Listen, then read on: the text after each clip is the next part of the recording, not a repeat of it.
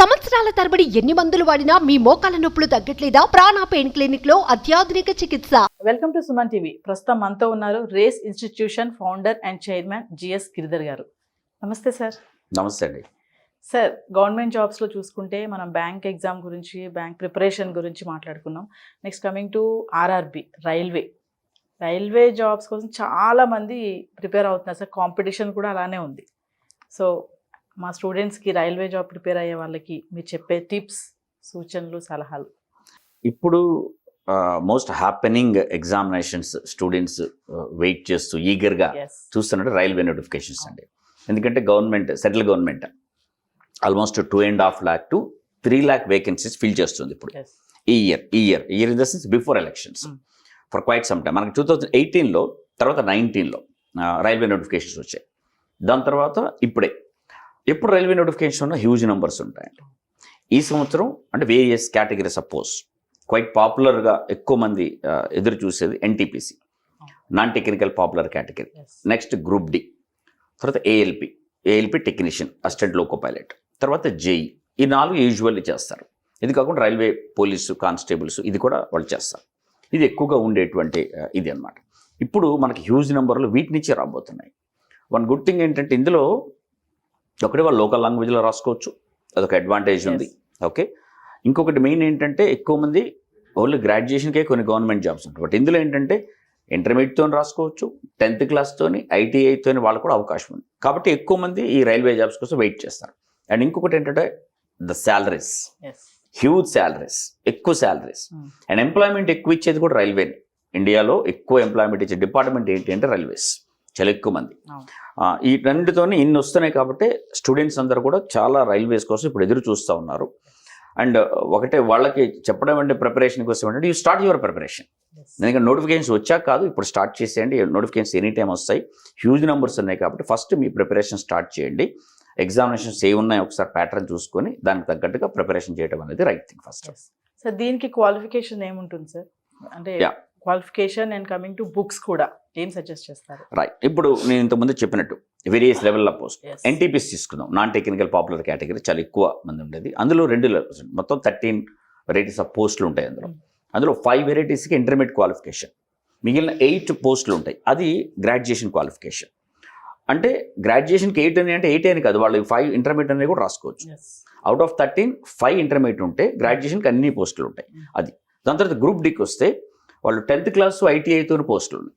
Group డీలో వాళ్ళు 10th class group డీలో బేసికల్లీ ఇంటర్మీడియట్ ఉంటుంది, 10th క్లాస్ క్వాలిఫికేషన్ కొన్ని పోస్టులు. నెక్స్ట్ ఏఎల్పికి వస్తాం. ఏఎల్పిలో వచ్చేసి కొన్ని పోస్టులు ఐటీఐతోని, డిప్లొమాతోని, దాని తర్వాత ఇంజనీరింగ్తో వాళ్ళు చేసుకోవచ్చు. ఏఎల్పి టెక్నీషియన్స్ కూడా అంతే.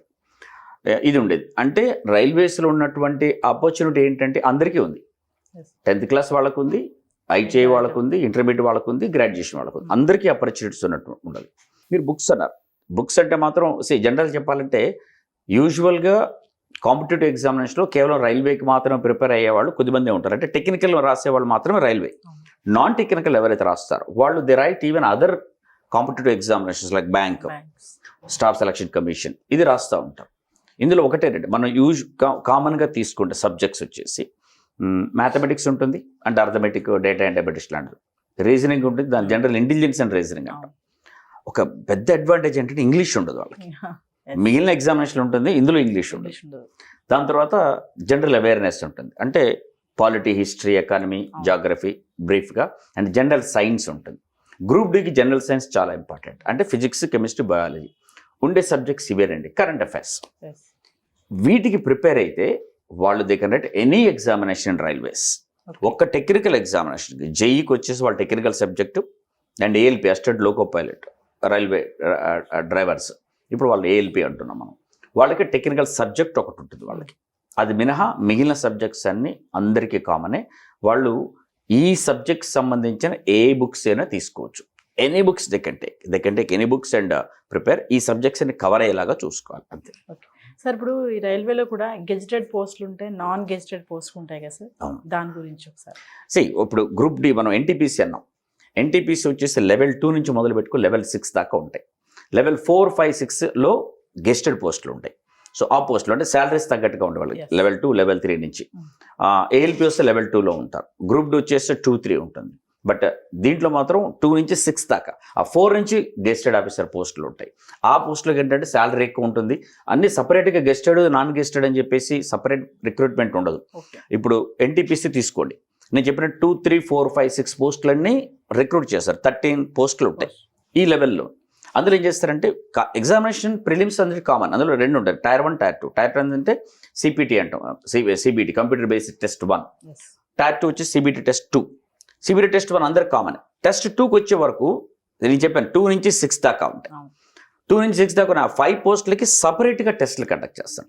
అంటే నాకు ఎలిజిబిలిటీ ఉంది, నేను 2, 3, 4, 5, 6 అన్నిటికీ ఎలిజిబిలిటీ ఉంది. మెయిన్స్ వచ్చే వరకు సిబిటి 2కి వచ్చి నేను 5 టెస్టులు రాయాలి. అందులో గెస్టెడ్ పోస్టులు ఉంటే గెస్టెడ్ పోస్ట్ సపరేట్ రాయాలి. ఎలిజిబిలిటీ లేదనుకుంటూ ఉండదు. కాబట్టి గెస్టెడ్ నాన్ గెస్టెడ్ అన్నిటికీ నోటిఫికేషన్ ఒకటే ఉంటుంది. ఓకే సార్, దీంట్లో కూడా నెగిటివ్ మార్కింగ్ ఏమైనా ఉంటుందా సార్, లైక్ బ్యాంక్ ఎగ్జామ్లో ఉన్నట్టు? వెరీ మచ్ అండి, చెప్పాలంటే ఎక్కువ ఉంటుంది. ఇప్పుడు బ్యాంక్ ఎగ్జామినేషన్లో యూజువల్లీ నెగిటివ్ మార్క్స్ వచ్చేసి 1/4 డిడక్ట్ చేస్తారు. అంటే ఒక క్వశ్చన్కి ఉన్న మార్కులో 1/4, 1 మార్క్ ఉందనుకోండి, 1/4 అంటే 0.25 కట్ అవుతుంది. బట్ వేరేస్ రైల్వేకి వచ్చే వరకు 0.3 కట్ అవుతుంది. అంటే 1/3 మార్క్స్ కట్ చేస్తారు. ఒకటే మార్క్ ఉంటే దానికి 1/3. వాళ్ళకు 3 క్వశ్చన్స్ ఆన్సర్ చేశారు, అందులో వాళ్ళకు ఒకటి కరెక్ట్ అయింది, 2 రాంగ్ అయింది అనుకుందాం. లేదు 4 అటెంప్ట్ చేశారు, ఒకటే కరెక్ట్ అయింది, 3 రాంగ్ అయింది.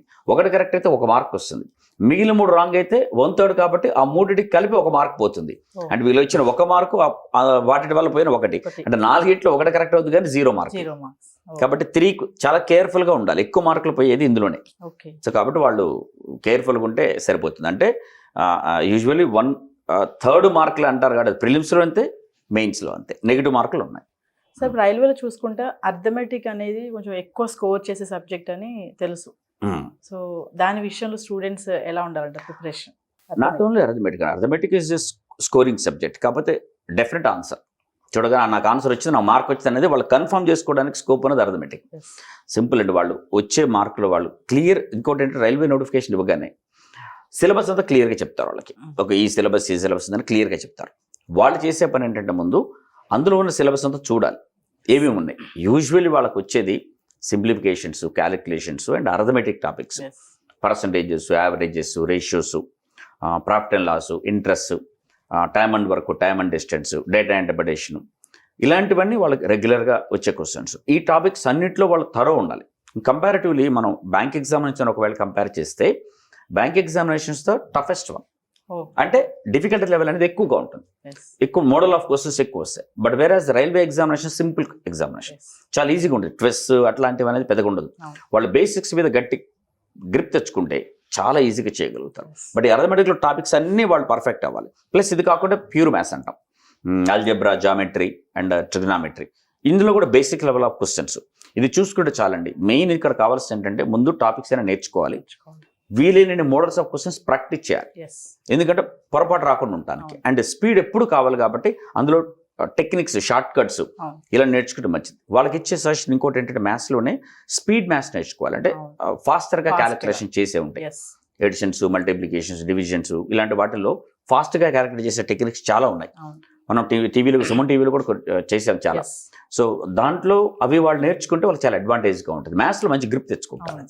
సో క్యాల్కులేట్గా వెళ్ళిపోకుండా ట్రిక్స్ నేర్చుకుని ట్రిక్స్ చాలా ఇంపార్టెంట్. వాళ్ళు అంటే సెకండ్స్ అండి, కొన్నింటికి మినిట్స్ బట్టేది సెకండ్స్లో అయిపోతుంది.